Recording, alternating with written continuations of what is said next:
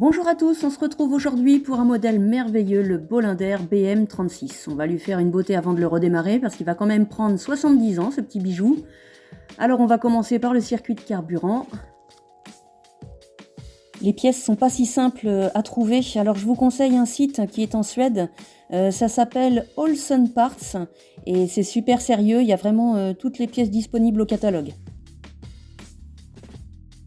On va se concentrer sur l'arrivée du fuel pour commencer et on va nettoyer le petit réceptacle qui est en ferraille. Il est juste sous la pompe à injection, donc ça se dévisse en dessous. On va aussi en profiter pour vidanger le réservoir parce qu'à mon avis, il doit y avoir du dépôt depuis tant de temps. Donc si on continue le circuit, le carburant, il remonte dans un premier filtre. Alors j'en avais jamais vu des comme ça, il était encore en tissu. Bon, quand on voit le dépôt dans le fond, ça annonce la suite. Ce modèle, il a 2 filtres à gasoil, donc là on va découvrir le deuxième. Il était manquant d'ailleurs. Je vous mettrai toutes les refs à la fin de la vidéo.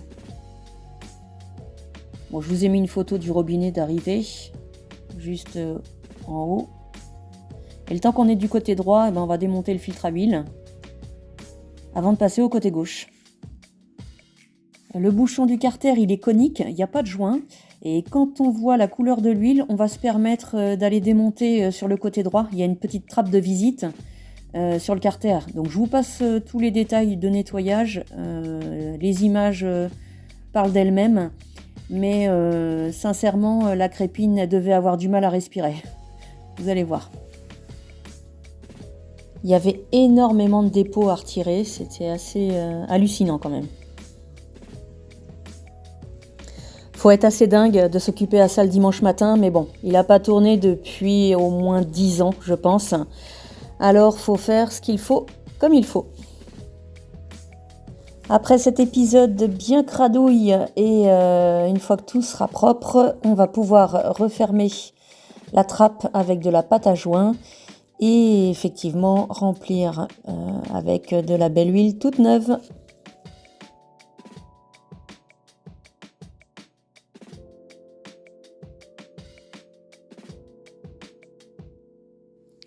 Voilà, on en a fini avec les 2 premiers circuits. Donc je vous ai mis les refs comme promis tout à l'heure. Comme ça, vous avez tout. Sur le filtre à air, j'ai juste remis à niveau l'huile sur la partie basse et puis remplacé un bout de durite qui était un peu poreux. Après, sur le circuit d'eau, tout a l'air ok, mais on verra après démarrage s'il y a des surprises. Je vous laisse le son de son redémarrage après 10 ans. Alors c'est trop dingue, en 34 secondes il le fait et sans start pilote évidemment.